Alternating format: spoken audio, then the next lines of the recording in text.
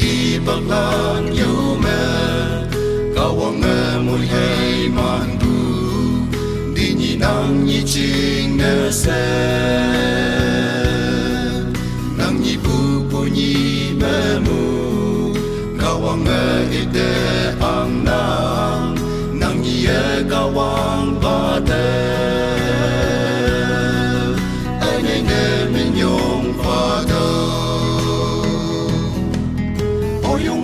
Kawang nang Adol banok sa ala Temoy hay mane damsi Wang hay ngoye ang damsi Chin chin de nang yak fang me Long tang me wibu no ki Ayan chilaw ang damsi Sa chi nang ni nop sa ala chaling ngai la Krista egan bukia chai cha de tay kana in nay nhai bu phai ngô ya ở yên trên cơ mê nang ni Krista ngô cơ mê ngô ya Yung wan kawang nang Adol banok sa ala Temoy hay mane damsi Wang hay ngoye ang damsi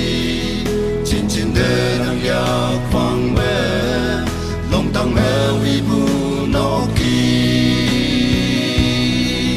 Ayan chilaw ang damsi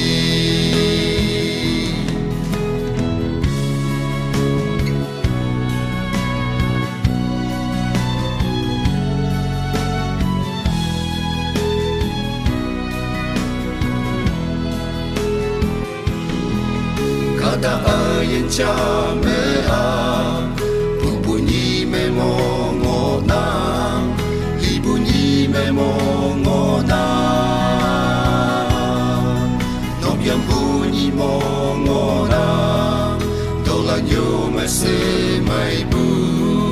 de mane me ke ni bu nom yam mo ha do ngo na Kawang nang Adol banok sa ala Temoy hay mane damsi Wang hay ngoye ang damsi Chin chin de nang yak fang me